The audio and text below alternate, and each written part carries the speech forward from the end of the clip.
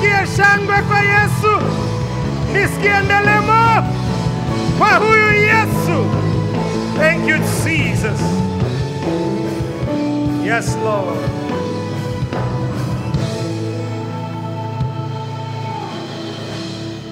Baba, katika jina la Yesu, asante kwa ajili ya wakati huu mwema. Asante kwa ajili ya nguvu yako ambayo iko mahali hapa Bwana. Mungu, hatujafika mwisho na hatuwezi tukafa hapa tulipo. Asante kwa sababu una umbali mrefu wa kutupeleka katika maisha yetu Bwana. Mungu, nakushukuru kwa kila mmoja ambaye amekanyaga katika madhabahu hii katika siku hii ya leo. Asante kwa ajili wema wako na uaminifu wako ambavyo viko mahali hapa, na ambavyo Baba havitatuacha vile ambavyo tumeingia mahali hapa, lakini wema wako na utukuu wako utadhihirika katika maisha yetu. Mungu, namuombea kila mmoja ambaye amepata nafasi ya kuwepo hapa. Asante kwa ajili ya nguvu yako ya uponyaji ambayo iko mahali hapa. Unaweza ukafungua kinywa chako sahihi na kumwambia Bwana, fungua tu moyo wako. Umesikia Mungu akisema na wewe. Yes Lord. Kupitia katika uimbaji ambao tumeimba. Yes Lord. Na sifa ambayo tumeinua kwa Mungu wetu. Yes Lord. Daima Mungu analituma neno lake ili litutoe katika uangamivu wote. Yes Lord. Unajua mahali ulipo jioni ya leo, na ungetamani ya kwamba Mungu aingilie kati hali unayoipitia. Fungua kinywa chako, mwambie Bwana, asante kwa ajili ya hiki ambacho unakifanya. Asante kwa ajili ya haya ambayo unayaachilia katika maisha yangu. Asante kwa ajili ya uzima. Asante kwa ajili ya nguvu yako. Asante kwa ajili ya mkono wako. Lakini asante kwa ajili ya uwezeshaji wako wa kimungu. Yes Lord. Baba, ninakutukuza katika jina la Yesu Kristo. Yes Lord. Mungu, asante kwa kila aliye mgonjwa aliyeko mahali hapa. Yes Lord. Maana jioni ya leo anaondoka mahali hapa akiwa mzima. Asante kwa kuwa yule aliyekuwa frustrated, kwa kuwa njia yako inatokeza jioni ya leo. Asante kwa aliyekata tamaa, maana njia yako ya kumuinua itaachiliwa jioni ya leo. Katika jina la Yesu. Mungu, utalituma neno lako. Asante kwa kuwa unalituma neno lako. Asante kwa ajili ya uzima. Yes Lord. Asante kwa ajili ya nguvu yako. Yes Lord. Asante kwa ajili ya uweza wako. Yes Lord. Asante kwa ajili ya mamlaka yako. Yes Lord. Asante kwa ajili ya mkono wako. Yes Lord. Ambao uko mahali hapa. Yes Lord. Katika jina la Yesu Kristo. Baba, asante.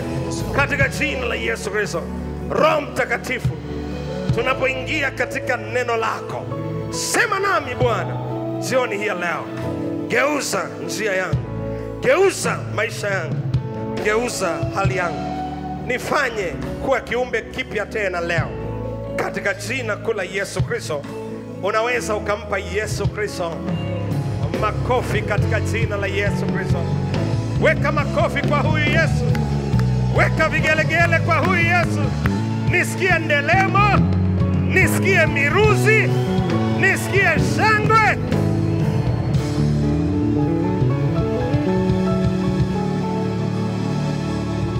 Yes Jesus.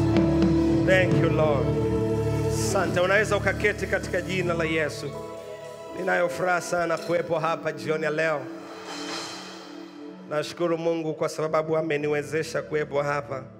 Ratiba yangu ya kibinadamu ilikuwa inagoma kuwepo hapa leo, lakini ratiba ya kimungu ilisha kubarika kule mbinguni ya kwamba niwepo hapa leo.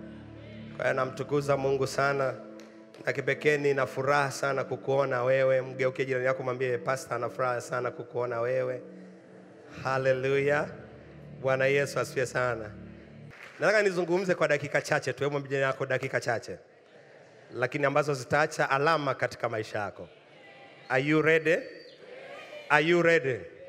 Kama ninavyokuambia, sikuwa nimepanga kabisa kuwepo hapa, lakini ilipofika kwenye saa 9, saa 10 jioni ya leo, nikasikia tu Mungu ananiambia lazima uwepo Moshi. Hallelujah. Na wakati Mungu ananisemesha, alafu ghafla andiko la Isaya 42 mstari wa 22 likadondoka katika moyo wangu, na hapo ndipo nitakapozungumza katika siku ya leo. Isaya 42:22. Leo na maandiko manne tu ambayo nataka nizungumze na wewe, alafu baada ya hapo nitakuwa nikikaa katika jina la Yesu Kristo. Amen. Tusome kwa pamoja. Anasema, lakini watu hawa, hebu sema pamoja na mimi, lakini watu hawa ni watu walioibiwa na kutekwa, wamenaswa katika mashimo, wamefichwa katika magereza, wamekuwa mawindo, wala hapana aokoaye, wamekuwa mateka, wala hapana asemaye rudisha. Bwana Yesu asifiwe sana. Ujumbe ambao nataka nizungumze jioni ya leo, nataka niseme na wewe, sitanyamazia hali ninayoipitia. My struggle is over. Hallelujah. Nasema tena, sitanyamazia hali ninayoipitia na kung'ang'ana kwangu kunafika mwisho. Hallelujah. Hebu mgeukie jirani yako, mshike mkono, mwambie sitanyamazia hali ninayoipitia. Mwambie tena, sitanyamazia hali ninayoipitia na kung'ang'ana kwangu kunafika mwisho. Sema, sitanyamazia ugonjwa huu unaotesa maisha yangu, kung'ang'ana kwangu kunafika mwisho. Sitanyamazia na kukaa kimya kwa hasara ya biashara yangu, na kung'ang'ana kwangu kunafika mwisho katika jina la Yesu. Sema, sitanyamazia hali yangu iliyo duni ya kiroho, kung'ang'ana kwangu kunafika mwisho katika jina la Yesu Kristo. Sema, sitanyamazia dhambi hii inayotesa maisha yangu, na kung'ang'ana kwangu kunafika mwisho katika jina la Yesu. Baba, asante kwa ajili ya maneno haya. Kaseme nasi leo katika jina la Yesu Kristo. Amen. Usiku wa leo nataka nizungumze na watu ambao wanapita katika hali mbalimbali za maisha yao. Hali ambazo zimechosha mioyo yao, hali ambazo zimefika mahali zimeonekana kama hali za kawaida. Mazingira ambayo yamefika mahali ambayo ulijaribu kila wakati kuyageuza, ulijaribu kila wakati kuona kama yanaweza yakageuka, lakini kwa kadri ulivyokuwa unajaribu, hiyo hali na hayo mazingira yameendelea kubaki vile vile, na inawezekana yamekuwa mabaya kabisa katika maisha yako. Usiku wa leo nataka nizungumze na mtu ambaye amefika mwisho, amefika katika njia panda ya maisha yake na haelewi atafanya nini kutokea mahali alipo. Usiku wa leo nataka nizungumze na mtu ambaye amekuwa discouraged, mtu ambaye yuko chini, mtu ambaye anahisi kuvunjika moyo, mtu ambaye anajihisi ya kwamba hataki kuendelea mbele, mtu anajihisi ndani yake ya kwamba anakata tamaa, mtu ambaye anaona kama vile dunia imemwacha, imemgeuka, mtu ambaye anaona kama hawezi tena kwenda mbele. Nataka niseme na mtu huyu ya kwamba pamoja na mahali unapopitia, usiku wa leo nimekuja na jambo moja tu, ya kwamba hatutainyamazia hiyo hali ambayo inaendelea katika maisha yako. Nataka nikwambie, na kung'ang'ana kwangu lazima kufike mwisho leo katika jina la Yesu Kristo. Oh, haleluya. Bwana Yesu asifiwe. Tumekuwa na wiki ambayo tunasema sitanyamaza. Hiyo ndio umekuwa ujumbe wetu katika wiki hii ya leo. Na nami nataka niseme leo tunapomalizia semina yetu katika mkesha huo tulionao wa Bottles Party, nataka nizungumze na mtu ambaye hatakaa na kunyamaza. Sitakaa na kunyamaza nikiona kwamba naendelea kufikia uharibifu mkubwa sana kwa dhambi ninazoziishi. Sitanyamaza kuona ya kwamba hali ambazo zimekuwa zikitesa maisha yangu sitazikalia kimya. Usiku wa leo nafanya uamuzi wa kuanza kuzizungumzisha tena na kuziambia kwamba my struggle is over katika jina la Yesu Kristo. Oh, haleluya. Bwana Yesu asifiwe sana. Bwana asifiwe. Inawezekana unang'ang'ana katika huduma yako, na kuna mambo ambayo yamekuwa yakiendelea katika huduma yako ambayo hata mwenyewe hauyaelewi, na watu wamefika mahali wakiangalia, na hata wewe mwenyewe ukiangalia ni kama vile unakubaliana nayo, ni kama vile unaona ni kama jambo la kawaida. Lakini usiku wa leo nataka nikwambie ya kwamba sitainyamazia hali ninayoipitia. My struggle, kung'ang'ana kwangu lazima kufike mwisho katika usiku wa leo katika jina la Yesu Kristo. Oh, haleluya. Maneno tuliyosoma katika kitabu cha Isaya sura ya 42 mstari wa 22 anasema hawa ni watu walioibiwa Na mimi jioni ya leo nataka nizungumze, inawezekana kuna vitu katika maisha yako vimeibwa. Shetani amevichukua na alijua ya kwamba anaweza akavichukua na ukanyamaza kimya tu. Wengine kuna hali inawezekana mmenyang'anywa katika masomo yenu, wengine ni katika biashara zenu, wengine ni katika familia yako, labda mume wako amechukuliwa na wanawake makahaba. Inawezekana ni katika familia ya kwenu, labda jambo fulani ambalo ulikuwa unalipenda limeibiwa tu, na wakadhani ya kwamba utakaa kimya, wakadhani ya kwamba utanyamaza. Usiku wa leo tunataka tuseme jambo moja, ya kwamba sitainyamazia hali ambayo imekuwa ikiendelea katika maisha yangu. The time has come, wakati umekuja, na wakati ndio huu ya kwamba nianze kuisemesha hali yangu. Inawezekana nimeibiwa, inawezekana nimetekwa, inawezekana nimenaswa katika mashimo, inawezekana nimefichwa katika magereza, inawezekana nimekuwa mawindo, lakini jioni ya leo nasema lazima nisimame na kusema lazima niokolewe. Jioni ya leo lazima nisimame na kusema shetani lazima arudishe kichochote kilichoibiwa katika maisha yangu. Nguvu ya maombi iliyoibiwa, nguvu ya utakatifu iliyoibiwa, nguvu ya uchaji wa kimungu iliyoibiwa, hali ya kumpenda Mungu iliyoibiwa ndani yangu, akili yangu ya darasani iliyoibiwa. Jioni ya leo nataka niseme inafika mwisho. My struggle is over. Bwana Yesu asifiwe. Bwana asifiwe. Bwana asifiwe. Isaya alikuwa anashangaa, anasema hawa ni watu walioibiwa, ni watu waliotekwa, ni watu wamenaswa katika mashimo, watu hawa wamefichwa katika magereza. Tumekuwa mawindo, lakini palikuwa hakuna mtu aliyesema okoa. Tumekuwa mawindo na hakuna mtu aliyesema rudisha. Leo hii nataka nisimame mahali hapa na kusema kilichokuwa kinaendelea katika maisha yangu lazima kifike mwisho usiku wa leo. Hali ya mateso niliyokuwa naipitia katika magonjwa yangu lazima ifike mwisho katika usiku wa leo. Hali ya dhambi ambazo nimeishi kila wakati nasimama na anguka, leo hii lazima ifike mwisho. Naisemesha, naizungumzisha, na siinyamazie, kwa sababu my struggle is over. Bwana Yesu asifiwe sana. Geukia jirani yako, mwambie sijui unang'ang'ana na jambo gani, sijui unapita katika hali gani, lakini usiku wa leo nimekuja kukwambia sinyamazi. Mwambie sinyamazi. Na mimi nataka tapofika alfajiri ya kesho wawepo watu ambao hawajanyamaza, watu ambao watageuza hali walizo nazo. Haijalishi ni katika eneo la biashara, haijalishi ni katika eneo lako la kazi, haijalishi ni katika eneo lako la ndoa, haijalishi ni katika eneo lako la masomo, haijalishi ni eneo lako la kiroho, haijalishi ni eneo lako la kiuchumi. Mahali popote ambapo unapita na kuna hali ambayo hauielewi, nimekuja kukuambia jioni ya leo, we can believe God together. Taweza muamini Mungu pamoja. Hakuna wakati wote Mungu ameitwa katika hali za watu na Mungu akakaa bila kuingilia kati.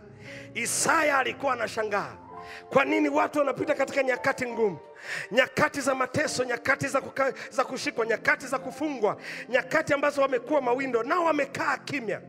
Huwa napenda kuwaambia watu ya kwamba kila kinywa kilichofungwa ni hatima iliyofungwa. Nimekuja kukwambia usiku wa leo ya kwamba kinywa chako lazima kiwe wazi, ukifungue na kuzungumzisha hali unayoipitia. Na utakapoizungumzisha hali unayoipitia, Mungu wetu ni mwaminifu, ambaye atakuwa tayari kugeuza hali ambayo tunaipitia katika jina la Yesu Kristo. Oh, haleluya. Geukia jirani yako, mwambie leo lazima uzungumze. Mwambie tena leo lazima uisemeshe. Nasema lazima tusemeshe. Lazima nisemeshe mazingira yanayonizunguka ambayo yamekuwa sababu ya mimi kutoka. Angalia anavyosema katika kitabu hiki cha Isaya sura ya 28 na mstari wa 22. Angalia mahali pale. Kwa nini ni muhimu sana kusema? Mwambie jirani yako, kwa nini ni muhimu sana kusema? Angalia Isaya sura ya 28 mstari wa 22a, anasema maneno haya. Anasema basi sasa, hebu sema pamoja nami, basi sasa. Mgeukie jirani yako, mwambie basi sasa, msiwe watu wenye kudhalau vifungo vyenu, ili kwamba visije vikakazwa. Tunapoacha kusema adui huwa anakaza vifungo vyangu. Ninapoacha kusema, adui huwa anatafuta jiwe na kuziba katika shimo langu. Ninapoacha kusema, adui huwa anainuka na kuinua na kupandikizia jambo jingine juu ya jingine. Ulianza tu kidogo kidogo kwa kufanya uasherati, na kwa sababu ulikuwa unadhalau na ukupazungumzisha na ukupasemesha, ukapata mimba. Shetani akaongeza mahali pale. Alipoona umepata mimba, haukuisemesha, haukuizungumzisha, ukasema ngoja nikaitoe, ukaenda ukaitani, anaendelea kuongeza tu. Kwa hiyo ulianza kwa uasherati, alafu ukaongeza na dhambi ya uuaji, lakini imeenda mbali zaidi kwa kuwa haujaisemesha na umeendelea na uasherati. Shetani akaona haitoshi, amekuletea na maambukizi ya HIV. Leo hii nimekuja kusema sitainyamazia hali inayopita katika maisha yangu. Lazima niisemeshe, lazima niizungumzishe. My struggle is over katika jina la Yesu. Oh, hallelujah. Mwambie jirani yako, kung'ang'ana kwangu lazima kuishe. Mwambie tena, kung'ang'ana kwangu lazima kuishe. Inawezekana ni katika eneo la biashara.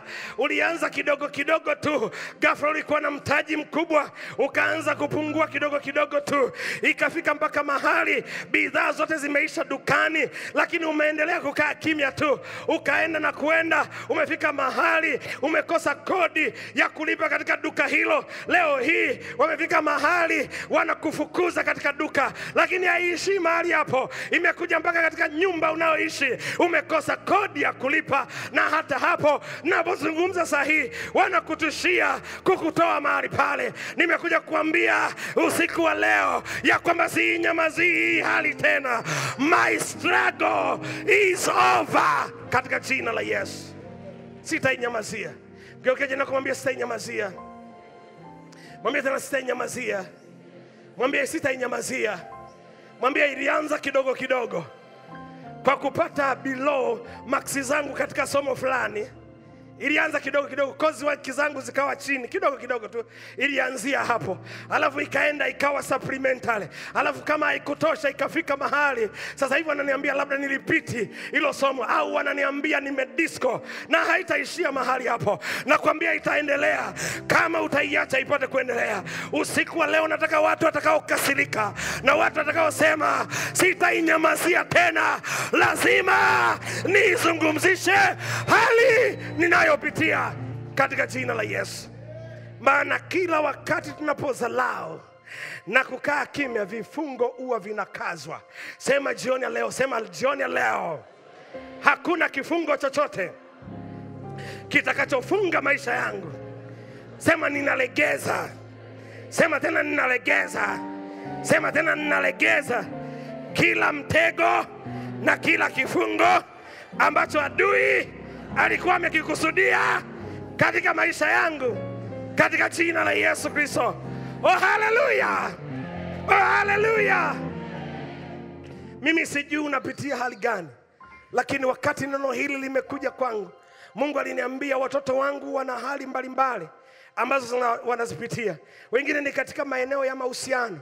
Ulianza kidogo kidogo, ulikuwa ni binti unampenda Mungu, kijana unampenda Mungu, hukuwa na wazo la kuingia katika mahusiano. Lakini kidogo kidogo alikuja tu kaka fulani. Huyo kaka fulani akaanza kusemesha tu maneno ya kawaida tu ya kutaka kuwa rafiki na wewe, na baadaye akaenda mbali kidogo tu, akaanza kukugusa na kukupapasa, na wewe ukaendelea kukaa kimya. Akakushika bega, akakushika kiuno, akakushika makalio, na baadaye ikaenda kidogo kidogo tu kufikisha mahali amekuingiza mpaka chumbani, amekufikisha mahali amekuvua mpaka nguo zako, ukaingia mpaka mahali ambapo unajikuta umeshiriki tendo la ndoa. Na hapa ninapozungumza una guilty ambayo inakuhukumu ndani yako. Unasema nimefikaje mahali hapa? Ulinyamazia siku ya kwanza alipokuja, na matokeo ya kunyamazia hali ulionayo yamekufikisha mahali hapo ambapo umeshusha kiwango chako kwa kulala na huyo ndugu. Leo hii nimesema sitainyamazia hali inayopita katika maisha yangu, and my struggle is over. Bwana asifiwe. Bwana asifiwe. Niwaone watu wanaosema sitanyamazia. Sema tena, sitanyamazia. Sitanyamazia mwalimu anayenionea. Sitamnyamazia mfanyabiashara anayenionea, anayeniendea kwa waganga wa kienyeji. Alienda kwa waganga wa kienyeji na wakaja wakaniambia, waliponiambia nikapuuzia tu. Nikasema ninaye Mungu, sikufanya maombi, sikufunga, sikutolea sadaka, sikufanya chochote. Alafu kidogo kidogo hali aliyoenda kuitafuta kule kwa waganga, leo hii imeanza kula biashara yangu. Leo hii nimekuja kumuinua simba aliyelala ndani yako. Oh, haleluya! Nimekuja kumuinua shujaa aliyelala ndani yako. Mgeukie jirani yako, mwambie wewe ni shujaa. Mwambie wewe ni mtu mkuu.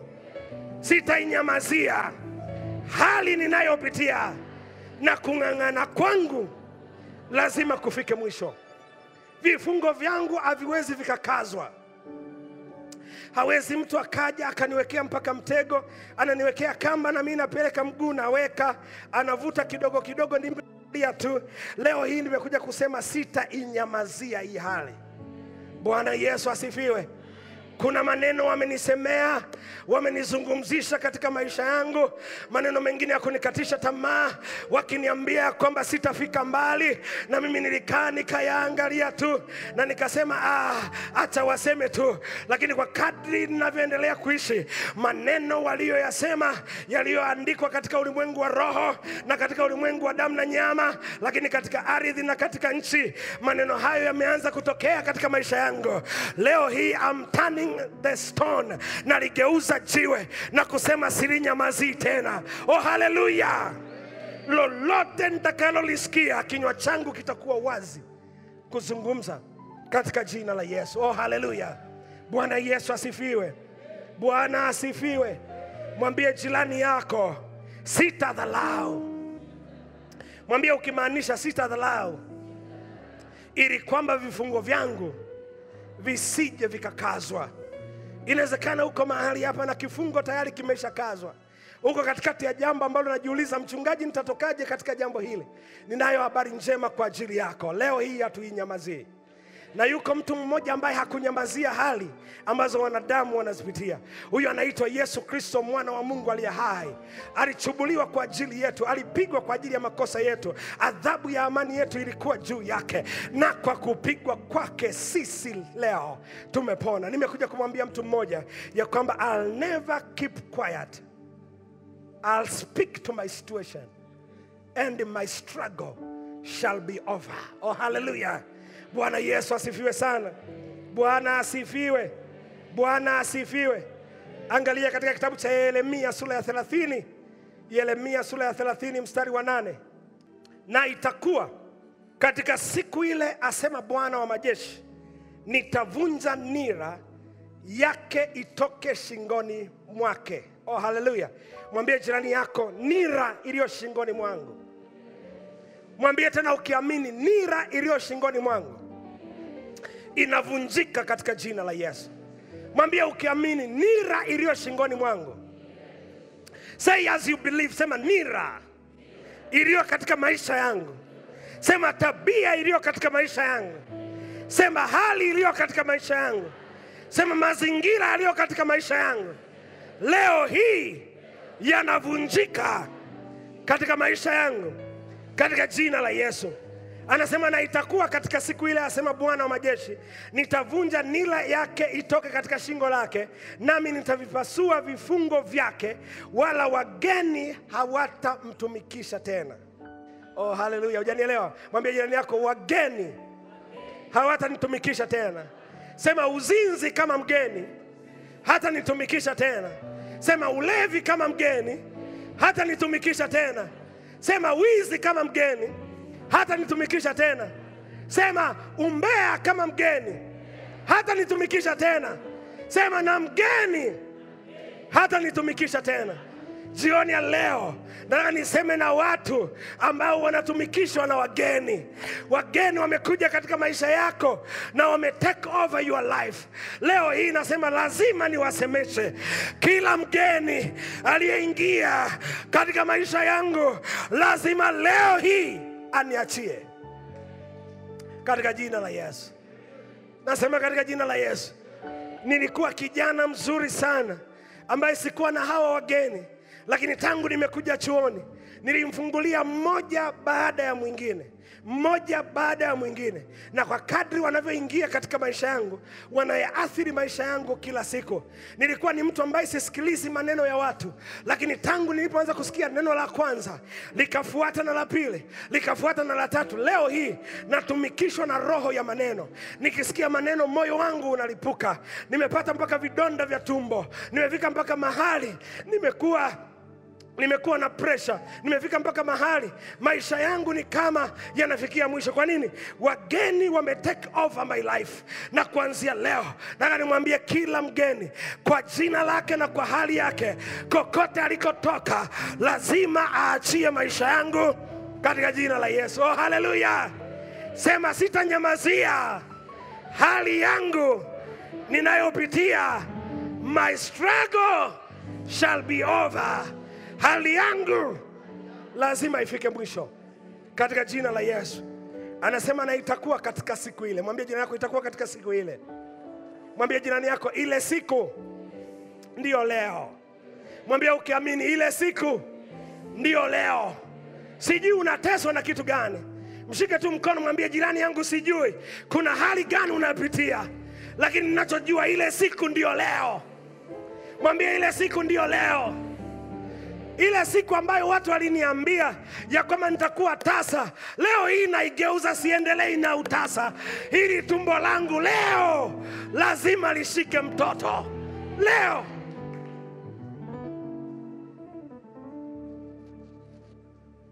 umekuwa kimya sana, kimya sana, na leo hii nimekuja na ujumbe mmoja tu, ya kwamba sitainyamazia hali inayoendelea katika maisha yangu. Watu wanatembea tu katika ofisi yangu, huyu ananitukana hili, huyu ananisemesha hili, huyu ananizungumzisha hili, huyu anainua uongo huu, na mimi nimekaa tu kama likondoo ambaye siwezi kuzungumza chochote. Nimekuja kusema sitainyamazia hii hali. Saa yake imefika mwisho katika jina la Yesu Kristo. Lazima nisimame katika miguu yangu na kuanza kutamkia ulimwengu wangu. Lazima nisimame katika miguu yangu na kuanza kuitamkia dunia yangu. Lazima nisimame katika miguu yangu na kuanza kuitamkia hali yangu. Yule daktari aliyeniambia ugonjwa huu utakuwa, na tangia aliponiambia nikaanza kuwa mgonjwa na nikajihisi kama nataka kufa, leo hii naweka miguu yangu chini na kusema sitakufa bali nitaishi, nianze kuzitangaza fadhili za Bwana. Kwa hiyo sitakufa leo hii. I'll never stay quiet. Sky kimya. Mwambie jirani yako, na itakuwa siku ile. Alafu mshike mkono, mwambie siku ni leo. Mwambie tena ukimaanisha siku ni leo. Nila katika shingo yangu inavunjwa na vifungo katika maisha yangu vinaondolewa, na wageni hawatanitumikisha. Sijui unatumikishwa na mgeni gani, lakini najua nazungumza na vijana, na mimi nimekuwa mchungaji wa vijana. Najua kuna wageni wengi sana wanakutumikisha, wengi sana, na wewe unawajua. Bwana Yesu asifiwe sana. Usiku wa leo sio usiku wa kukuhukumu. Wakati Mungu amenipa maono haya ya kuanzisha Botros Party mwaka 2011, Mungu aliposema na mimi kwa habari ya maono haya, aliniambia itakuwa ni usiku ambao unafungua maisha ya watoto wangu. Utakuwa ni usiku ambao unaweka uhuru vijana ambao watakuwa wanakuja katika usiku huo. Badala ya kwenda katika klabu na kulewa na kunywa, watakuwa wanakuja katika kanisa na kujazwa na kulewa na Roho Mtakatifu. Oh, haleluya! Bwana Yesu asifiwe sana. Kwa hiyo umekuja katika mazingira mwafaka kabisa. Mimi sijali unapita katika hali gani. Inawezekana you are struggling, unang'ang'ana na addiction fulani, imeendelea kuwa na nguvu kwa sababu hujaisemesha. Lakini leo hii tunataka tuisemeshe hiyo addiction iweze kuniachia. Inawezekana umekuwa unateseka na punyeto, masturbation, umekuwa ukiteseka na mambo kama hayo, umekuwa ukiteseka na ukahaba na ulevi, umeteseka na vilevi kama bangi, ugoro na kila kitu. Haya yote yameendelea katika maisha yako kwa sababu uliyaona tu ni mambo ya kawaida. Lakini leo hii nataka niyasemeshe katika jina la Yesu Kristo ya kwamba haya hayatatesa kizazi changu, haya hayatatesa vijana wangu, haya hayatatesa watoto wangu, haya hayatatesa jamii yangu katika jina la Yesu Kristo. Oh, haleluya! Bwana asifiwe. Sitatumikishwa, hebu sema pamoja, sitatumikishwa na mgeni awaye yote. Bwana asifiwe. Zaburi ya 2 na mstari wa 3 anasema maneno haya. Leo nimekwambia nina maandiko 4 tu. Haleluya. Bwana asifiwe. Zaburi ya 2 na mstari wa 3 anasema hivi, na tuvipasue vifungo vyao. Oh, haleluya. Mwambie jioni ya leo, mwambie jirani yako jioni ya leo. Mwambie jirani yako jioni ya leo, kifungo lazima kipasuke. Bwana asifiwe. Anasema na tuvipasue vifungo vyao na kuzitupia mbali nasi kamba zao. Wewe umefungiwa kifungo kipi? Na umefungiwa kamba ipi? Kuna dada yuko mahali hapa. Wewe umefungiwa kamba ya yule kijana wa bodaboda ambaye anakulipia chipsi. Wewe umefungiwa kamba na yule kijana wa bodaboda ambaye huwa anakubeba kila ukitaka usafiri. Na ile kamba aliyokufunga, ni kweli anakubeba, ni kweli anakulipia chipsi, lakini wewe kuna namna unalipa ambayo huifurahii. Inawezekana kuna mama yuko mahali hapa. Wewe umewekwa kinyumba na baba fulani ambaye ana familia yake, na wewe umekuwa nyumba ndogo. Na umeridhika na kuwa nyumba ndogo. Kwani ni kamba uliofungiwa, ni kifungo ambacho umefungwa kwacho. Jioni ya leo nataka tuzivunje hizi kamba katika jina la Yesu Kristo. Kuna mtu mwingine kila baada ya dakika 5, dakika 10 simu yake imekuwa kamba ambayo inamfunga. Kila wakati katika simu yake anatazama pornography. Haiwezi kapita dakika 5, dakika 10, lazima afungue picha chafu. Na hata ninapozungumza saa hizi katika ibada hii jioni ya leo, hapa ulipo, katika simu yako ukifungua page ya kwanza, ya pili inayofuata ni pornografia uliokuwa unaiangalia. Ni kamba ambayo umefungwa, ni kifungo ambacho umefungwa. Leo hii lazima tukivunje, leo hii lazima tukipasue katika jina la Yesu. Oh, haleluya. Muulize jirani yako, kamba yako ni ipi? Mwambie na kamba yako ni ipi? Inawezekana nazungumza na binti hapa ambaye kijana alikuja akakwambia mimi nataka nikuoe, lakini kamba aliyokufunga kwayo akasema hivi, siwezi kukuoa kabla sijalala na wewe.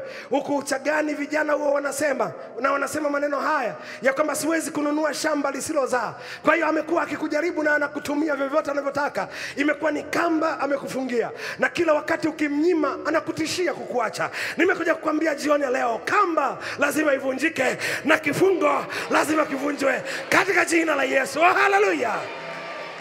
Bwana Yesu asifiwe. Inawezekana uko shuleni na kuna somo linakutesa, na kuna kijana fulani analijua sana lile somo. Ulianza naye vizuri sana akikusaidia ili uweze kuelewa, lakini kwa kadri ulivyoenda imefika mahali sasa anasema ili niendelee kukufundisha lazima na wewe utoe kidogo. Kwa hiyo umefika mahali unalipa thank you, unasema asante ili aendelee kukufundisha. Kamba na kifungo ulichofungiwa leo lazima kivunjike katika jina la Yesu. Haleluya. Nazungumza na mtu hapa leo. Bwana Yesu asifiwe. Bwana asifiwe. Inawezekana ni binti yangu ulipewa sijui iPhone 14, sijui 16, sijui 15, na tangia umepewa ile simu ambayo ulikuwa unaitamani sana kuliko kitu kiwacho chochote, imekuwa mtego kwako. Kila ukitazama jamaa akikupigia unashindwa na kukosa maneno ya kujizuia kwenda. Kila ukitazama simu uliopewa ni kamba uliofungiwa ambayo leo lazima tuivunje, na kifungo lazima kivunjike katika jina la Yesu. Oh, haleluya. Bwana Yesu asifiwe. Bwana asifiwe. Na kuna mwingine unanisikiliza mahali hapa, uko katika hiyo ofisi kwa sababu kuna bosi fulani ambaye ili kulazimu ulale naye ili upate nafasi hiyo ya kazi, na kila wakati ukiangalia maisha yako unaona ya kwamba hayawezi akaendelea mbele, na yule bosi anakutumia vyovyote atakavyo kwa sababu kuna kamba ameifunga mahali fulani. Kila akijisikia anaitikisa kidogo tu. Niliwahi kukutana na dada fulani akaja kaniambia yuko kaka fulani ambaye kila wakati amekuwa kama kamba, amekuwa kama mwiba, yani ananiingiza kila wakati, ananirudisha katika dhambi na ananivuta katika maisha ya dhambi. Leo hii nakataa kuvutwa, leo hii nakataa kufungwa, leo hii nakataa kushikiliwa, leo hii nakataa kuangushwa tena, leo hii nakataa kukaa katika kifungo. Kifungo lazima kivunjike, na hali ninayoipitia lazima iniachie katika jina la Yesu. Nazungumza na mtu jioni ya leo. Nazungumza na mtu jioni ya leo. Nazungumza na mtu jioni ya leo. Nasema tena nazungumza na mtu jioni ya leo. Mungu akusaidie leo hii. Mwambie jirani yako, jirani. Sema ukimaanisha jirani. Sema kwa nguvu kubwa kunishinda mimi jirani. Lazima nipasue vifungo. Lazima nipasue kamba zilizonifunga. Wakati fulani nilikuwa namwombea mtu fulani akiwa amekuja katika ofisi yangu. Unajua kama wachungaji tuna session za kuombea na kuwahudumia watu. Yule ndugu alipokuja, nilipokuwa namwombea, ghafla alianza kupepesuka, na yule ndugu akaanza kuinuka, akaanza kupepesuka na baadaye akaanguka chini. Nilipokuwa namwombea ili afunguliwe, huyu ndugu aliendelea kukaa katika kifungo kwa muda mrefu. Na nilipokuwa namuuliza Mungu, ni kitu gani, kwa nini huyu afunguliwe? Kwa sababu nimeliitia jina la Yesu, nimeitia damu ya Yesu, nimetumia kila mbinu na kila strategy ambayo unaweza ukaijua ambazo tunazitumia katika wokovu, na huyu mtu afunguliwe. Mungu akaniambia, sikiliza, huyu mtu amefungwa katika vibuyu, katika makaburi. Huyu mtu amefungwa katika tambiko fulani lililofanyika katika maisha yake. Na kuna watu wa jinsi hiyo wako mahali hapa, ambao familia zenu, ambao jamii zenu zilifanya maombi, zilifanya sala, zimefanya matambiko, zimetoa kafara, zimefanya vitu vya namna mbalimbali ambavyo hivi vimekuwa ni kamba ambazo zinafunga katika maisha yenu, ambayo kila wakati ukijaribu kuinuka na ukitaka kuinuka, ile kamba uliofungiwa, yale maneno uliosemewa yanakuwa tu yanakurudisha nyuma na hauwezi kuendelea mbele. Wakati fulani nilikutana na kijana mmoja pia ambaye alikuwa ni mzuri tu darasani. Alafu siku moja rafiki yake mmoja akamwambia, naomba daftari lako la notes, maana sijaweza kuandika notes, nikaandike notes nyumbani. Yule mtu akachukua ile daftari akalipeleka kwa waganga, na tangia alipochukua ile daftari, alipomrudishia yule mtu akisoma haelewi tena. Kwa nini? Kamba yake, akili yake, daftari lake, notes zake, ufahamu wake umefungwa mahali fulani. Leo hii nataka nikwambie, kamba hiyo na kifungo hicho lazima kikuachie katika jina la Yesu. Oh, hallelujah. You are struggling kwa sababu umekaa kimya. Unang'ang'ana kwa sababu umekaa kimya. Mwambie jirani yako leo, kila kifungo, kila kamba niliyofungwa kwayo lazima iniachie. Sasa sikiliza, baraka za Mungu ni baraka ambazo zina masharti. Mwambie jirani yako zina masharti. Na hiki ninachotaka kufanya na wewe jioni leo kina masharti. Na moja kati ya masharti makubwa ambayo nataka nikupatie jioni leo ni lazima umpokee Yesu Kristo kama Bwana na Mwokozi wa maisha yako. Inaanza kwa kumpa Yesu Kristo kama Bwana na Mwokozi wa maisha yako.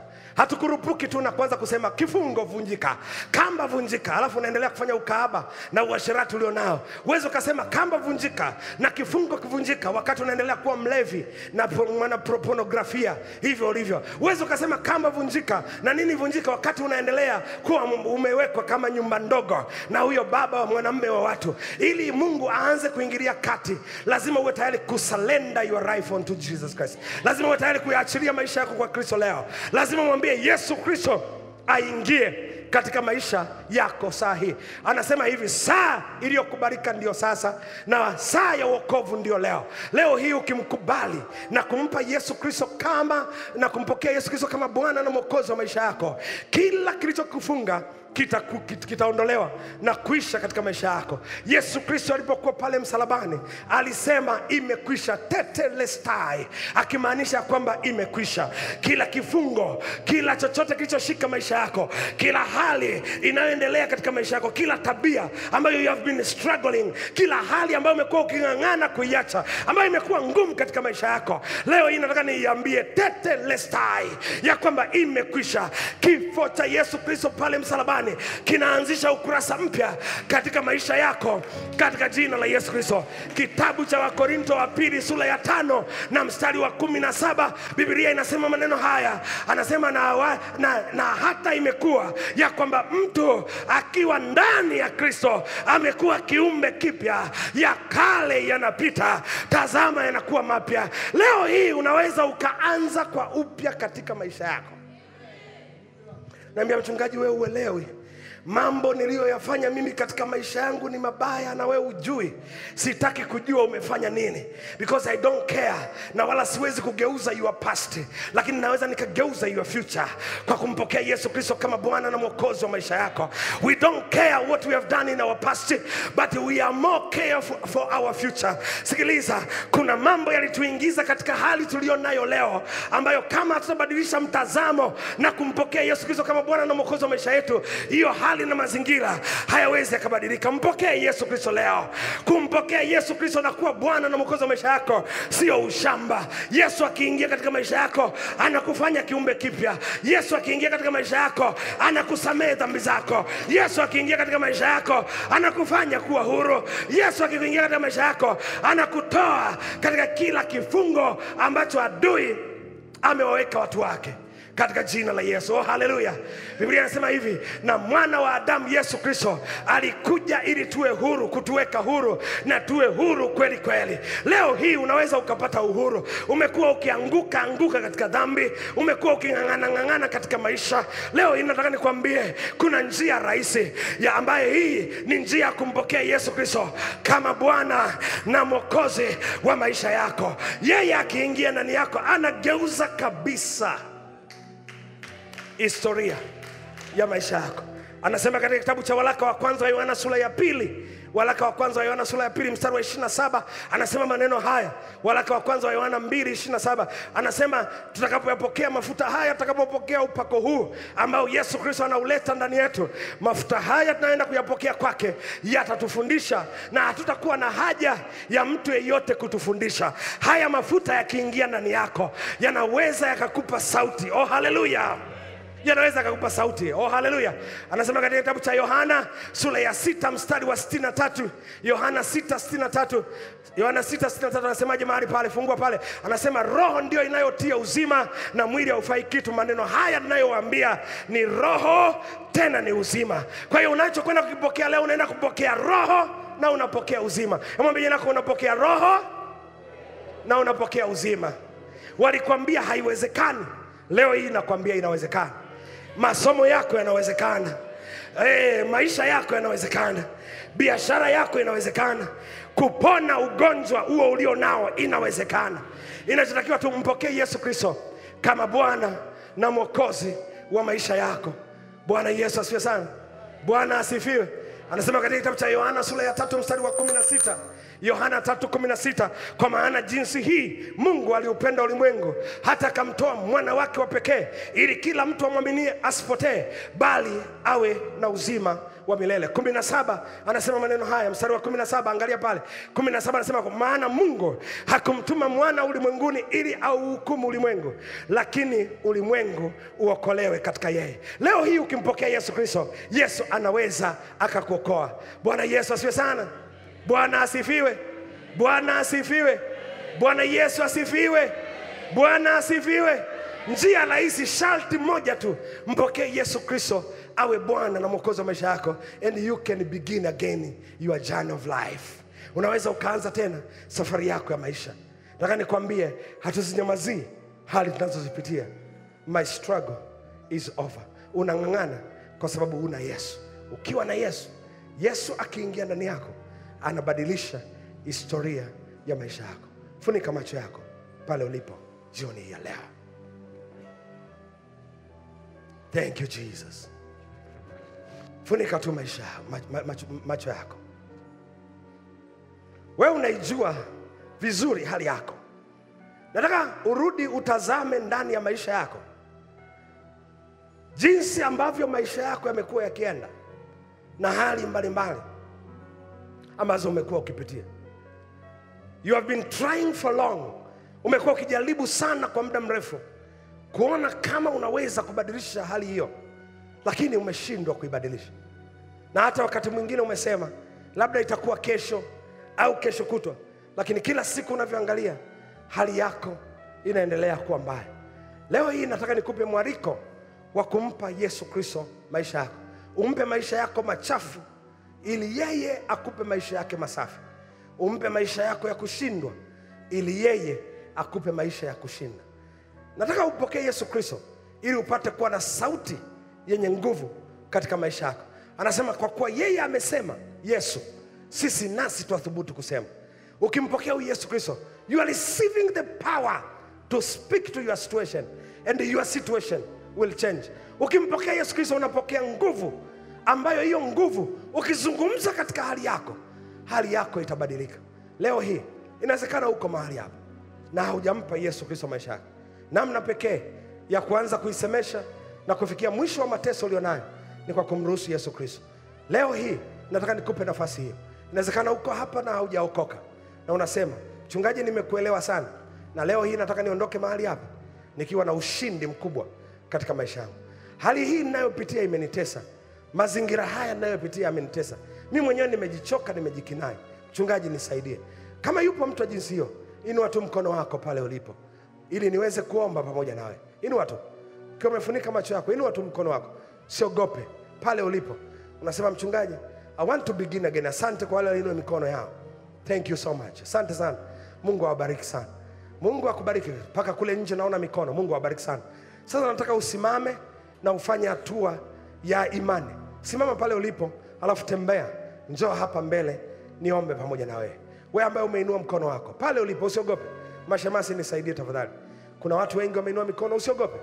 I'm not condemning you. Haina maana kwamba wewe una dhambi kuliko wengine wote, lakini umenielewa vizuri sana. Na leo hii unataka kufanya uamuzi wa kumpokea Yesu Kristo kama Bwana na Mwokozi wa maisha. Watu wengi wanakimbia na kumjia huyu Yesu. Kimbia. Asante sana. Mungu awabariki sana. Thank you so much. Thank you so much. Thank you so much. I respect you. Na kuheshimu sana.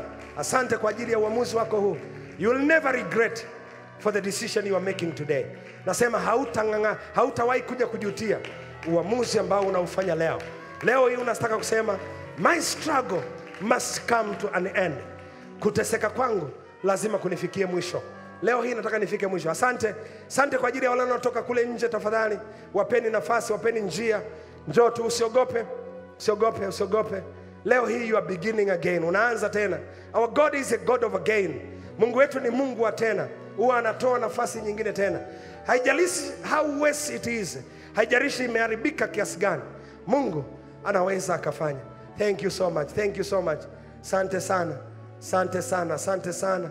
Asante sana. Pastor Dennis, tafadhali kama mnisaidie kuongoza watu hawa maombi na sala. Ukisaidia na wachungaji wengine tafadhali. Sogea tu tuombe. Wachungaji tafadhali tuwazunguke hao watu and let's pray for them. Tuombe. Asante. Asante. Asante mnaoendelea kuja. Asante sana wewe unaendelea kuja. Just come. Njoo tu, usiogope. Nisaidie kumgeuliza jirani yako, je, umeokoka?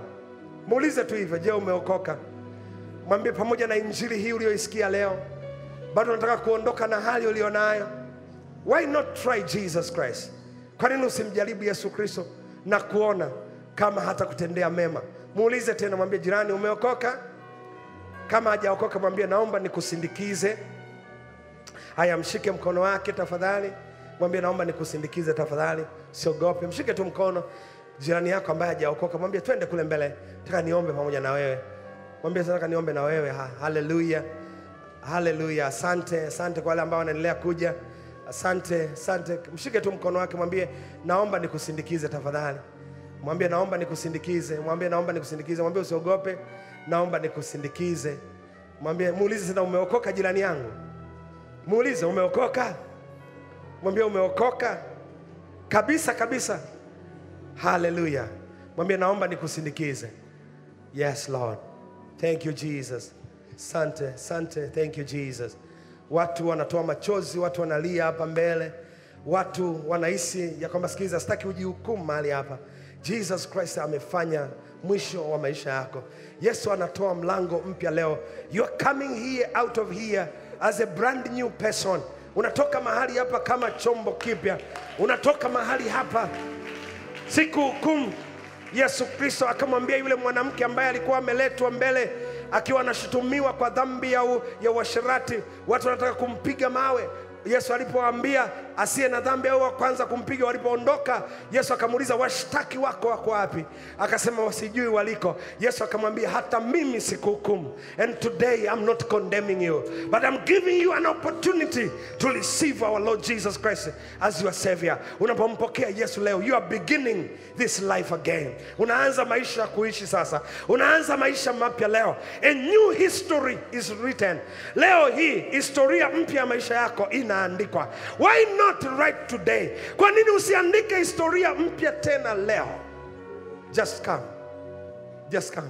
Thank you Jesus. Asante Yesu. Karibu pastor.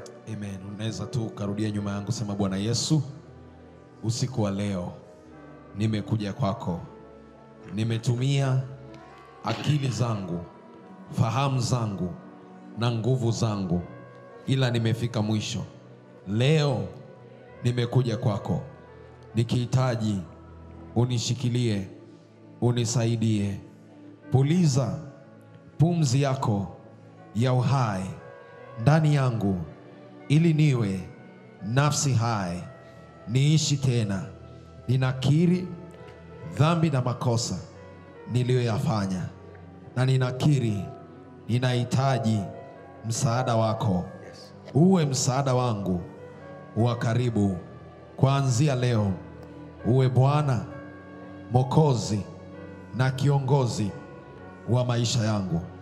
Nipige muhuri ya umiliki ya mimi kwako kwa Roho wako jioni ya leo na usiku wa leo.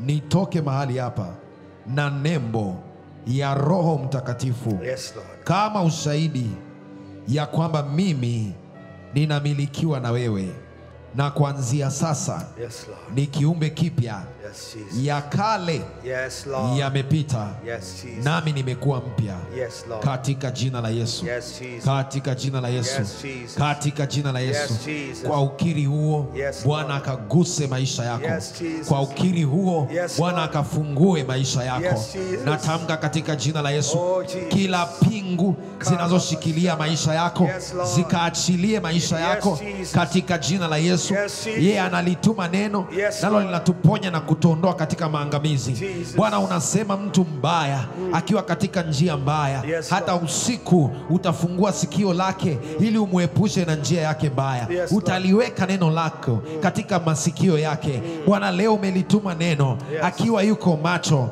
akiwa hajalala. Sio ajabu Bwana kwamba leo hajalala ndio ili akusikie vyema, na kwa kuwa amesikia na kutii, Bwana akale mema ya nchi katika jina la Yesu Kristo. Tunavunja kila kifungo, Yes, Lord, chenye uhalali kwenye maisha Kwa yako jina la katika jina la Yesu, Kwa jina la katika Yesu, jina la Yesu. Kwa jina Kila la Yesu, roho ambazo zimekuendesha, Kwa jina ambazo la zimekuwa Yesu, na nguvu kwenye maisha yako, Kwa jina la leo Yesu, mwisho, Yes, Lord, leo mwisho, Yes, Lord, achia binti huyo, Yes, Lord, achia huyu binti Kwa huyo. jina la Yesu, Ninamnunua Kwa kwa jina damu la ya Yesu, Yesu. Mwachie binti Kwa huyo jina la kwa Yesu, jina la Yesu. Kwa jina la Mwisho Yesu, leo, Mwisho leo, mwisho leo, Mwisho hiyo leo, tabia, Mwisho leo, mwisho leo, Mwisho leo, achia, Mwisho leo, achia, Mwisho leo, ng'oka, Mwisho achia leo, katika Mwisho jina la Yesu, katika jina la Kwa Yesu, jina la Yesu, katika jina la Yesu. Kwa jina la Yesu, Raba sotorobo, Kwa jina la Yesu, ninaachilia nguvu, Kwa jina la ninaachilia mamlaka, Kwa jina la ninaachilia Yesu, uweza Kwa jina la katika Yesu, jina la Yesu. Kwa jina la Yesu, Mifupa mikavu Kwa jina la Yesu, ikaishi sasa, Kwa jina la mifupa Yesu, mikavu Kwa jina la ikaishi Yesu, sasa, Kwa jina kwa la Yesu, jina la Yesu. Kwa jina la Yesu, Katika hilo bonde, Kwa jina la Yesu, upepo Kwa ukaingie, jina la Yesu, uhai Kwa ukaingie, jina la Yesu, afya Kwa ikaingie, jina la Yesu, uzima Kwa ukaingie jina la Yesu, katika jina la Kwa Yesu. jina la Yesu, Kila magonjwa Kwa jina la Yesu, ulioyapata Kwa jina kwa la sababu Yesu, ya dhambi Yes, na makosa Yes,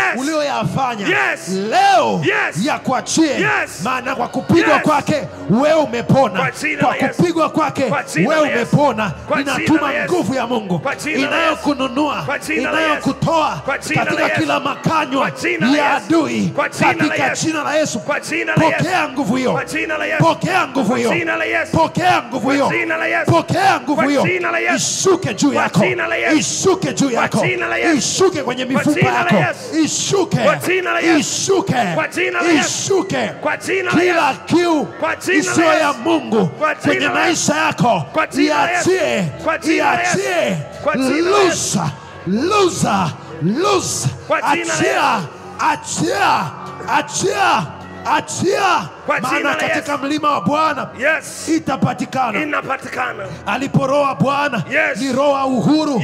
Pokea uhuru, pokea uhuru, pokea uhuru, pokea uhuru, bali na masturbation. Pokea uhuru, pokea uhuru, pokea uhuru, bali na pornography. Pokea uhuru, bali na ulevi. Pokea uhuru sasa katika jina la Yesu. Sasa katika jina la Yesu. Sasa katika jina la Yesu. Bali na pombe, bali na uasherati, bali na uzinzi. Now in the name of Jesus. Now in the name of Jesus. Now in the name of Jesus. Now in the name of Jesus. Watu wangu wamefungwa, maana hakuna semaye rudisha. Tunarudisha leo. Tunarudisha uhai wako. Tunarudisha hali yako ya kwanza. Tunarudisha ufahamu wako. Tunarudisha uweza wako. Tunarejesha. Tunarejesha. Tunakununua. Tunakurejesha kwa jina la Yesu. Kwa jina la Yesu. Kwa jina la Yesu. Kwa jina la Yesu. Kwa jina la Yesu. Kwa jina la Yesu. Kwa jina la Yesu. Kila hali inayokuzuia kupokea muujiza wako, kila hofu inayokuzuia usipokee ahadi ya Bwana leo, natamka kwa jina la Yesu, malaika wa Bwana apite katikati yetu. Malaika wa Bwana wapite katikati yetu. Malaika wa Bwana wa madhabahu hii wapite, wapite, wapite kulia, kushoto, magharibi, katika jina la Yesu. Search for them. Search for them. Search for them. Search for them. Watafute Bwana. Watafute Bwana. Watafute malaika wa Bwana. Watafute malaika wa Bwana. Tunawatafuta kwa jina la Yesu. Kwa jina la Yesu. Kwa jina la Yesu. Kila kifungo kikwachie. Loose now in the name of Jesus. We release the fire. The fire. Purging by fire. Purging by fire. Purging by fire. By fire. By fire. In the name of Jesus. In the name of Jesus. In the name of Jesus. Fire of the Holy Ghost. Ninakununua kwa moto. Kwa moto. Kwa jina la Yesu. Moto. Kwa jina la Yesu. Kwa jina la Yesu. Loose. In the name of Jesus. Loose. Loose. Yes. Loose. Yes. In Jesus' name. In Jesus' name. In Jesus' name. Kila stronghold. Kila ngome. Kila ngome. Ngoka. Namnunua. Toka. Kwenye mti mrefu. Toka. Kwenye mawe. Toka. Kila mahali jina lako limewekwa. Toka. Kwa jina la Yesu. Rudi kwa jina la Yesu. Rudi kwa jina la Yesu. Kwa jina la Yesu. Asante Yesu. Yes, Jesus. Kwa roho wako. Yes, Jesus. Anayewajaza. Yes, Jesus. Sasa. Sahi. Jaza na roho. Sahi. Jaza na roho. Sahi. Jaza na roho. Sahi. Jaza na roho. Sahi. Kama lile kanisa Sahi. la kwanza Sahi. ulipomtuma Sahi. Petro kwenda kuhubiri, wakajazwa na roho, wakajazwe na roho, wakajazwe na roho. Nyumba hii siwe tupu. Yes, Lord. Nyumba hii siwe Yes, tupu. Lord. Nyumba hii Yes, Lord. adui asipate. Yes, Lord. Adui asipate nafasi. Yes, Lord. Kwa jina la Yesu Kwa jina la ukajazwe Yesu. na Roho Mtakatifu. Thank you, Jesus. Katika jina la Yesu. Katika jina la Yesu. Katika jina la Yesu. Katika jina la Yesu. Asante Yesu. Thank you, Jesus. Una issue yoyote, una tatizo lolote la ugonjwa na unamwamini Mungu kwa ajili ya uponyaji, sogea mbele na wewe. Tuombe na wewe. Tuna dakika chache tu. Una shida yoyote ya ugonjwa, kuna jambo kubwa unamwamini Mungu kwalo, there is something that you are trusting God for. Inawezekana sio ugonjwa, lakini kuna jambo unamwamini Mungu kwalo. Sogea mbele, sogea mbele, sogea mbele. Mstari wa mbele hapa, just sogea mbele, sogea mbele. Una jambo unamwamini Mungu kwalo. Kimbia tafadhali. Tukomboe wakati. Kimbia, kimbia, kimbia, kimbia, kimbia, kimbia. Kimbia, kimbia, kimbia. Una jambo ambalo unataka Mungu aingilie kati. Labda ni masomo, biashara, ni mahusiano. Kuna mahali unatamani Mungu aingilie kati. Kimbia. We want to trust God together. Inua tu mikono yako ukifika mahali hapa. Funga macho yako. Inua tu macho yako. Apostle focus tafadhali, shika microphone. Pastor Esther, shika microphone hapo tafadhali. Karabo shatai. Ya karabo shatai. Inua tu mikono yako, inua mikono yako, funika macho yako. As we are trusting God together, Pastor karibu. Karabashatai.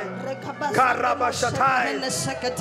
Kwa mamlaka ya jina la Yesu Kristo. Yes, tunasemesha kila mlima kwenye maisha ya mtu Yes, huyu. Jesus. Katika jina la Yesu Kristo. Yes, Nisikie Jesus. neno la Bwana, mlima. Yes, Jesus. Nani ewe mlima mkuu juu ya Yes, Jesus. Zerubabeli. Yes. Maana utakuwa tambarare katika jina la Yesu Kristo, na kwa mamlaka ya jina la Yesu Kristo, na kwa nguvu ya Roho Mtakatifu tunashusha kila mlima, kila mlima wa madeni ukawe tambarare, kila mlima wa magonjwa ukawe tambarare, kila mlima wa kupungukiwa ukawe tambarare, kila mlima wa mateso kwenye ndoa ukawe tambarare, katika jina la Yesu Kristo. Tunawafungua watu hawa kwa mamlaka ya jina la Yesu Kristo, kila nguvu zilizowazuia maisha yao yasipige hatua, kila mahali walipokamatwa hawawezi kusogea mbele, kwa jina la Yesu Kristo tunakata hizo kamba zilizowazuia, tunakata hivyo vifungo vilivyowakamata kwa jina la Yesu Kristo. Kila giza lililofunika maisha yao,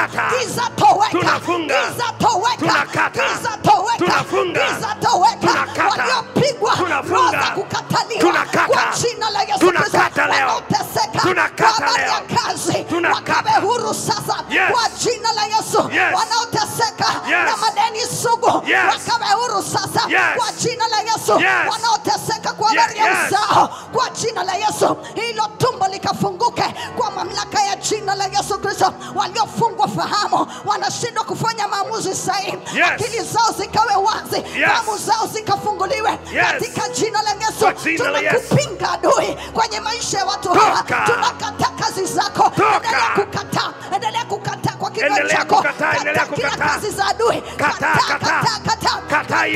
kila hali unazozipitia kwa jina la Yesu, kwa damu ya Yesu, kataa sema mimi si mtumwa kwa jina la Yesu, nakataa utumwa, nakataa kung'ang'ana, nakataa giza, nakataa mikosi, nakataa balaa, nakataa hasara, nakataa kukataliwa kwa jina la Yesu. Kila giza lililofunika maisha yangu leo ni mwisho, leo ni mwisho, leo ni mwisho. Thank you Jesus. Katika jina la Yesu, kwa jina la Yesu, nasema na kila hali, nasema na kila mazingira, nasema na kila namna yoyote katika maisha yako, nasema leo ndio mwisho. Chochote ulichomwamini Mungu kwacho, njia inatokea leo. Chochote kilichokuwa kimeshika maisha yako kinayaachia leo. Kila kifungo ulichokuwa umefungwa, vifungo vya magonjwa, vifungo vya madeni, vifungo vya uchawi, vifungo vya ulozi, kila nguvu ya giza, kila mapepo, nguvu za giza, achia leo, achia leo, achia leo kwa jina la Yesu, kwa jina la Yesu. Roho za uchungu, roho za uchungu, toka ndani yao, toka ndani yao, toka ndani yao, toka ndani yao. Kushindwa kwenye masomo, kushindwa kwenye masomo, hasara kwenye biashara, achia leo, achia leo, achia leo, achia leo, achia leo, achia leo, achia leo, achia leo, achia leo, achia leo, achia leo, achia leo. Shetani toka, mapepo toka, nguvu za giza toka, achia leo, achia leo, achia leo, achia leo, achia leo, achia leo. Mwisho kwa jina la Yesu, kwa jina la Yesu, kwa jina la Yesu, kwa jina la Yesu, katika jina la Yesu. Yes, yes, yes, yes, yes, kwa jina la Yesu, kwa jina la Yesu, kwa jina la Yesu. Kwa kusudi hili mwana wa Adamu Yesu Kristo, Mungu alidhihirishwa ili aziharibu kazi za adui, na leo hii kwa mamlaka ya jina la Yesu na haribu kila kazi ya adui katika maisha yako.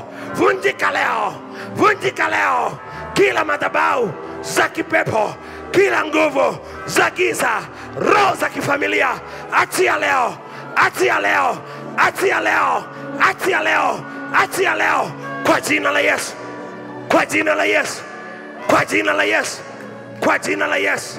Thank you Jesus, thank you Jesus.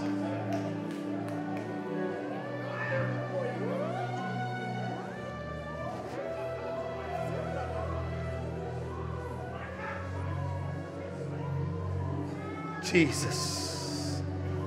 Korianda raba satai. Meke sete kokorianda raba satai. Karabayanda rabo sekerebo satai. Waliopoteza nguvu za kiroho, na achilia uvuvio wa Roho Mtakatifu sahi Unajazwa na Roho Mtakatifu saa hii. Unajazwa na nguvu upya. Uwezo wako wa kuomba unarudi kwa upya. Nguvu yako ya kufunga inarudi kwa upya.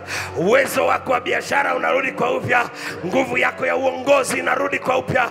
Katika jina la Yesu Kristo, utumishi ulionyamaza ndani yako unainuka tena kwa upya.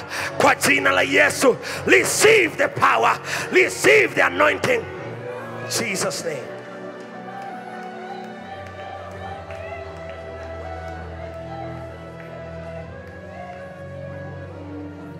Katika jina la Yesu. Amen. Sema, Bwana Yesu, leo hii niko huru na niko huru kweli kweli. Ninapotoka katika madhabahu hii, naondoka na uhuru wangu katika kila eneo la maisha yangu katika jina la Yesu. Amen. Nenda ukafanikiwe. Nenda ukabarikiwe. Nenda ukatawale. Nenda ukamiliki. Nenda ukawe kichwa wala sio mkia. Nenda karudi katika nafasi yako uliyokuwa umeipoteza katika jina la Yesu. Thank you my Lord. Thank you God. Katika jina la Yesu. Hallelujah. Makofi kwa huyu Yesu. Wasaidieni wale ambao wanahitaji msaada. Wale waliookoka tafadhali naomba niwaone pale kwenye ule mlango tafadhali. Kama umeokoka leo, kwenye ule mlango tafadhali naomba mpite pale, kuna corridor pale. Naomba uende pale nipate jina lako ili niendelee kukuombea. Ulimjua umeokoka leo tafadhali. Naomba uende pale nipate tu jina lako na nitaendelea kuomba kwa ajili yako na timu ya hapa itaendelea kuomba. Unajua umeokoka leo. Wale waliookoka tafadhali usirudi kukaa. Naomba upite kwenye mlango ule tafadhali tu kidogo, dakika moja. Nataka tupate jina lako na namba yako ya simu tuendelee kukuombea. Na kama kuna lolote Mungu ataendelea kutusemesha kwa ajili yako, tutakutumia kupitia namba ile ya simu ambayo utakuwa umeiweka pale. Wale waliookoka tafadhali naomba tupite katika mlango ule tafadhali. Umejua umeokoka leo, umekuja kuokoka hapa. Tafadhali usiende kukaa, naomba nipate jina lako ili ninapokaa kwenye maombi na kuombea pamoja na wachungaji na watendakazi katika kanisa hili, tunakuombea kwa jina. Kuna tofauti ya kuombewa kwa jina na kuombewa kwa jumla. Kwa hiyo unapokuwa pale ninapokutaja Ana, Joyce, Hasani, Ali, jina lako likiwepo linakuwa na maana zaidi kuliko kuombea Mungu wale waliookoka tu siku ile. Inakuwa tofauti sana. Weka jina lako pale, na kama una shida yote na unatamani kutuona, watakupatia appointment ya kuonana na sisi katika wakati wa karibu hivi karibuni. Mungu akubariki sana. Pastor Dennis tafadhali, karibu sana. Mungu awabariki sana na wapenda tufurahie. Hallelujah. Amen. Hallelujah. Mshangilie Bwana kwa makofi. Vigelegele kwa Bwana Yesu. Hallelujah. Vijana nisikie kelele za shangwe. Hallelujah. Amen. Ni usiku wa utukufu sana. Nashukuru sana Baba. Nimefurahi sana kukuona. Nilipoona umeingia nimesikia utulivu mkubwa sana. Hallelujah. Hallelujah. Tumebarikiwa sana katika kizazi hichi, hasa sisi, kwa neema ya kumpata baba mzuri kama huyu. Amen. Amen. Tuko tunasoma maandiko yanasema, na wana wenu wataona nini? Wataona nini? Lakini wazee watafanya nini? Alafu anasema na wana watafanya nini tena? Wataona maono. Kwa kwenye ule ndoto ya baba tunajipata. Haleluya. Haleluya. Na kwa sababu kuna baba mmoja ambaye amekubali kutii na kuona leo tumekusanyika usiku wa leo. Hatujaenda kunywa vyupa, lakini tunaleweshwa na kujazwa na Roho mahali hapa. Haleluya. Haleluya. Wangapi wanaelewa hili? Amen, amen.